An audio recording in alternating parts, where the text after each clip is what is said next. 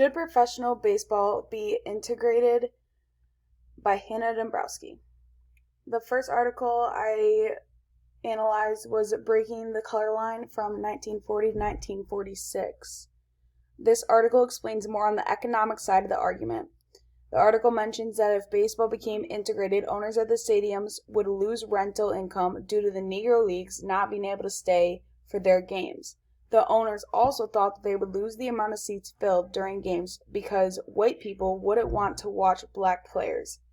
It was also mentioned that the first black man to be integrated will be subjected to public scrutiny. Because of Robinson's early invest in civil rights while he served in the Army, he was chosen to take this position.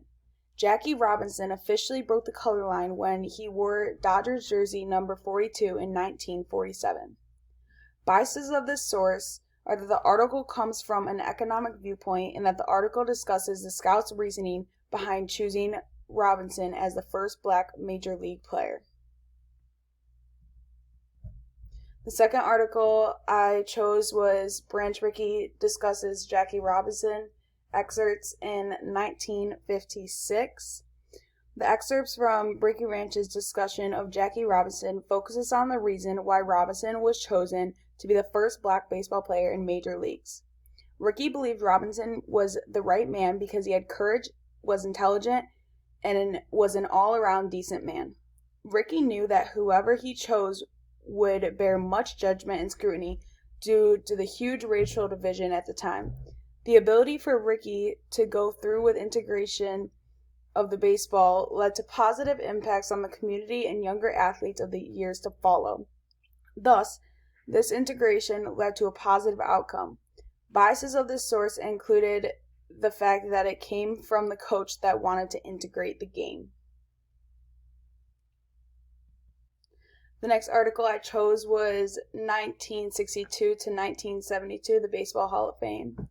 So before the integration of baseball happened, many thought as though black people were not as talented and therefore shouldn't play in major leagues.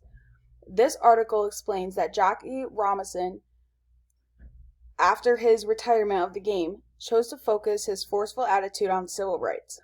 In 1962, he was elected to the Hall of Fame. This was his first year of eligibility. The fact that he went down in the Hall of Fame shows that Robinson was a worthy player in the major leagues despite his color.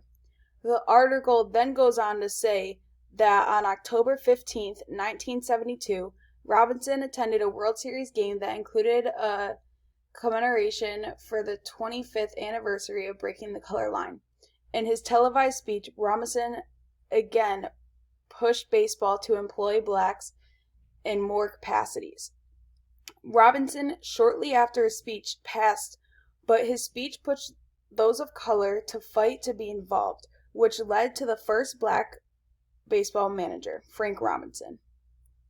The biases of this article is that this source comes from a leadership conference that was honoring Jackie Robinson.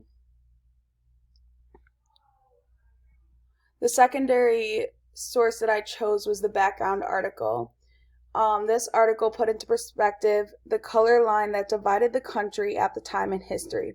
The article explained that blacks were thought to be inferior to whites and that they were forced to be completely separate in everything they did, such as eating, drinking, going to school, and more. The first game of organized baseball was around the time of the Civil War in 1846. At this time, baseball created a rule that made it so blacks couldn't play on its teams. This is because it was thought that blacks couldn't sustain a good sportsmanship. But then around the time of World War II, the outlook of black people began to change. This is because it was said that blacks proved themselves by fighting in the war. At this time, Rickey decided it was time to integrate baseball, which led to Jackie Robinson being the first black man to play in the major leagues. This source discussed both sides of the argument and was impartial when discussing the argument, and therefore wasn't biased. So as for the sources themselves, I noticed that all the sources I mentioned were for the idea of integrating baseball and thought as though it was positively impacted the future of athletics. Although the sources all touched upon the integration of baseball being a good thing, they showed differences such as the ways in which their arguments were portrayed and the type of the source itself.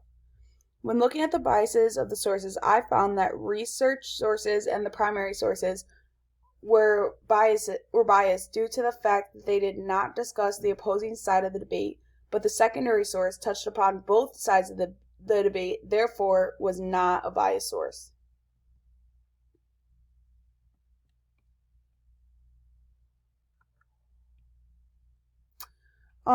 I made some connections between the sources, and so the difference I found between primary sources and secondary sources were that primary sources were direct accounts such as speeches or first-hand stories, whereas secondary sources are more of an overview of everything to do with the situation. The secondary source helped me in having a perspective of the era the country was in and the views people had, and the primary sources helped me review first-hand accounts and analyze the discussion in more detail. I think that both sources are necessary in fully understanding the topic at debate.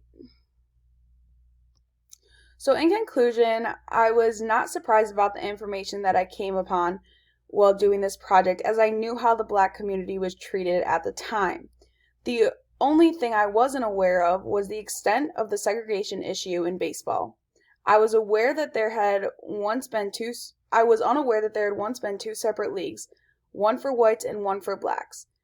One thing I will take away from this debate is the effect this integration had on all sports and how it abled the way in which sports are played now. Finally, I believe that the integration of professional baseball was essential for the future of this community. Thanks.